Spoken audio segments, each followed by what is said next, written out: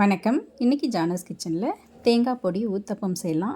நான் இதை செய்கிறதுக்காக முதல்ல பொடி ரெடி பண்ணிக்கலாம். நான் கடாயில் 2 டேபிள் ஸ்பூன் அளவுக்கு கடலைப்பருப்பு சேர்த்துருக்கேன். வெறும் கடாயில் எண்ணெய்லாம் எதுவும் சேர்க்கலை.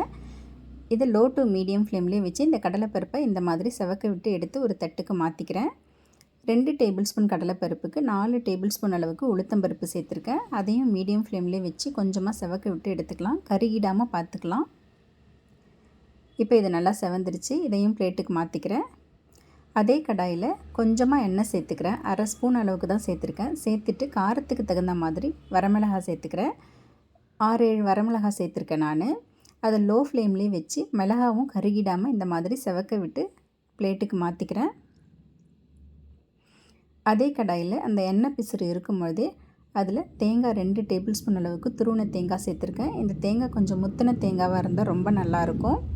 அந்த தேங்காவோடைய ஈரத்தன்மை போகிற அளவுக்கு இந்த மாதிரி லோ ஃப்ளேம்லேயே வச்சு வறுத்து எடுத்துக்கலாம். கொஞ்சம் செவக்க விட்டு வறுத்து எடுத்துக்கலாம்.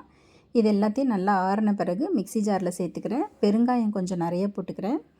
டேஸ்ட்டுக்கு தகுந்த மாதிரி உப்பு சேர்த்துட்டு இந்த மாதிரி கோர்ஸாக அரைச்சி எடுத்துக்கலாம். அவ்வளோதாங்க, தேங்காய் பொடி ரெடி ஆகிடுச்சு.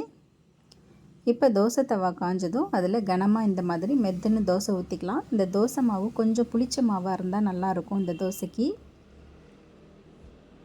இந்த மாதிரி கனமாக ஊற்றிட்டு அது மேலே நம்ம ரெடி பண்ணி வச்சுருந்த பொடியை சேர்த்துக்கிட்டு எண்ணெய் ஒரு 2-3 டேபிள் ஸ்பூன் அளவுக்கு சேர்த்துக்கலாம். மீடியம் ஃப்ளேம்லேயே வச்சு இந்த தோசையை சுட்டு எடுத்துக்கலாம். 2 பக்கமும் நல்லா திருப்பி போட்டு தோசையை செவக்க விட்டு எடுத்துக்கலாம். அவ்வளோதாங்க, தேங்காய் பொடி ஊத்தப்பம் ரெடி ஆகிடுச்சு. இது சாப்பிட்றதுக்கு அவ்வளோ டேஸ்ட்டாக இருக்கும். தேங்க்ஸ் ஃபார் வாட்சிங்.